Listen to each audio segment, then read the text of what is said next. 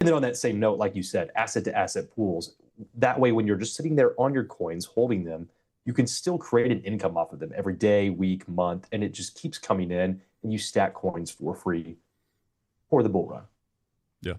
So to sum up this segment of the video, I'm going to go into some questions as well. I don't know, Isaac, can we see the chat? Can we bring up chat, or how do we see that? I don't know how that works. We can't? The chat.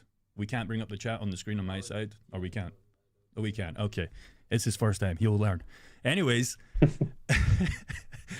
the point is, you have to decide what you want to do, right? I've had so many people, and you've probably had so many people in our group, right? Flip-flop, they don't know what to do, they're selling, they're buying, etc. You have to decide there's only one option you can do. You got in cryptocurrency for a reason. Was it to, catch up in real estate, make more money in the stock market, etc.? That was probably the reason you decided to do it. And you can use DeFi pools as well to get income on the side if you want to do so, get more assets, etc. if you're cash poor, crypto rich, like a lot of us. So it's either in or out. That's really all you can do. There's nothing else that really makes sense. So Parker, I know we said we'd do some questions. I'm going to ask 8, and these are all for you, and I'll spin on as well, right? You ready? Ready, let's go. Okay, firstly, because it's all going to be about pools and cryptocurrency, does a large income pool require a large amount of money? We get that question all the time. Pools with a bull run, a bear market, etc. Does it require a large amount of money? What do you think? It's not a dumb question, but it's just like, bro, that doesn't make any sense. Yeah, I mean, you can get started at any level. The amount you make percentage-wise is usually indicative of the amount of risk you want to take. So there's guys with less than 20K making more than the guys with, let's say, 100, 200K in pools. And it's just based off their risk tolerance and how involved they want to be. So it's very personal. It's very dependent.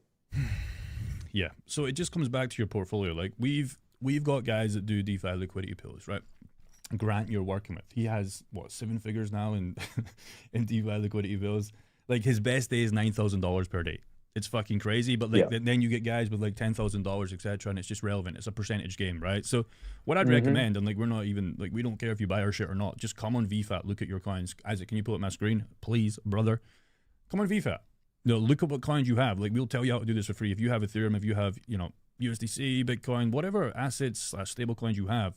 Like now is the time to accumulate more coins, right? If you think we're going in a bull market, if you think we're going to go sideways for a little bit, because you get to buy more coins for free. Like, do you not think that's the best thing if you still think there's potential?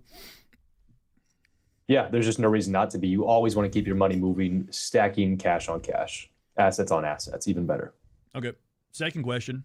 When do you think Ethereum will hit $4,700 again? So let's have a look at Ethereum on the chart. Whoa, okay. Chill, man. What? Let's see. We're currently at 3.9. 4,900 was the previous 2021 high, I guess, or 4.8, whatever. We're at 3.9. When do you think Ethereum, Parker, can hit 4.7 again? And what do you think happens after that?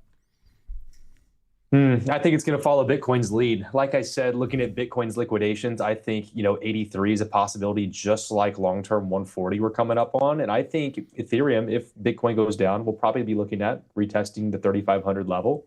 But once Bitcoin starts moving, we go to the upside, 4,700, if not even up to 5K. We got to break past that 5K point. Definitely in the future for Ethereum. So it's something, again, just being patient and long term. It's the market's going to follow Bitcoin's lead like usual. What do you think its peak potential is if we do get that bull run? Ooh, I've always said I would love to see 7-8K Ethereum. But truly, I mean, 5,500 to 6,000, I'm taking heavy profits. I've already taken some profits on ETH at those 4,500 plus levels. So yeah, stay true to your rules. Here's the way I see it, right? So Bitcoin goes first, Ethereum goes. We've seen this time and time again, usually, right? Bitcoin usually goes first, Ethereum goes first, and then your smaller cap coins, like, for example, it's interesting, BNB's kind of went against the curve this cycle a little bit. 1.1K, it just doesn't seem to stop. It's crazy. I remember this coin was $15 in 2020, 2021. It was absolutely crazy. It's 1.1K. It's like, what the fuck? XRP, it did that sideways action for so long, and then it just literally 6x or 5x for the people at 50 cents, right? Where was it? It was here, right?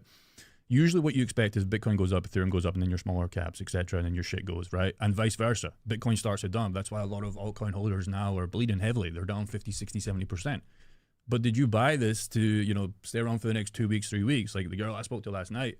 Or did you buy this for a better 25 or early 2026? I don't know. You can only answer that yourself. We can't press the buttons for you. We can't press the sell buttons for you. But what we can tell you is Bitcoin's probably going to go up forever. Ethereum's probably going to go up forever. And then the rest is your choice. You ride altcoins to catch up and buy Bitcoin. If you don't like that, you just buy Bitcoin and you take the slow journey because it's $110,000. E.g., it costs $110,000 to buy a fucking Bitcoin. It's a lot of money. But you don't have to buy a full Bitcoin. You can buy 0.01. You can buy 0.02. You can get a Coinbase card and you can go and spend your little grocery shopping and stack more Bitcoin, stack more sats. And maybe eventually you might get a full Bitcoin. You might be a millionaire. I don't know. Like that. Do you not think that's like, they're like, I can't buy Bitcoin, so I have to go and buy Shiba Inu 9,000, and like they lose all their money. And then it goes to zero and they have nothing. Oh, story as old as time right there. And cryptocurrency is a scam if you do that, right? Well, no, you just decided to take the lazy route and not do work in the real world, buy cryptocurrency late. And there's never a late time to buy as well. Would you agree? Everybody said in 2017, I wish I bought in 2013. I said in 21, I wish I bought in 2017. And there's going to be guys in 2025 that wish they bought in 21 or 2020. And there's going to be guys in 2029 that wish they bought in 2025. It's always the same. Yeah.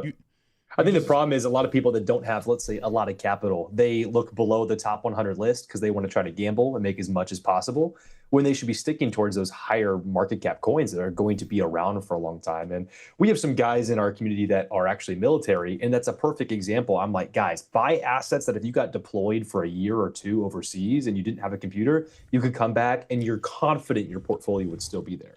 If you invest like that, you're not going to be emotional if Bitcoin's down 10% for the last whatever. Like, it's not going to worry you. You're buying stuff for the long term. Yeah, we got so many people, like 144 right now. Parker, remember I said to you yesterday, like start looking at the chats to find good questions, and you probably haven't done that. I can see so many good questions. I can see so many interesting points, and you're not even locked in. So I'm going to keep going on these questions, and I want you to find some interesting questions, because this is the first time we've done a live stream in the studio, and we're going to be doing this every single week. But let me go back to some more questions, and then we'll talk about more about the market, what we see going forward, and then we'll come back to live chats. And if anybody's struggling or not knowing what to do, we'll come back to that. Sui info. This is your favorite coin. Parker Ray told us that he would get a Sui tattoo if Sui hit $10. Is that still in play? If it hits $10, man, some days I am happily on the thought that it might not, so that I don't have to get a tattoo. But if I do, I made a bunch of money, so can't be too mad. Yeah. So Sui's interesting because, again, I tie this back to the girl that was speaking last night that joined our community that had a bad experience on Sui.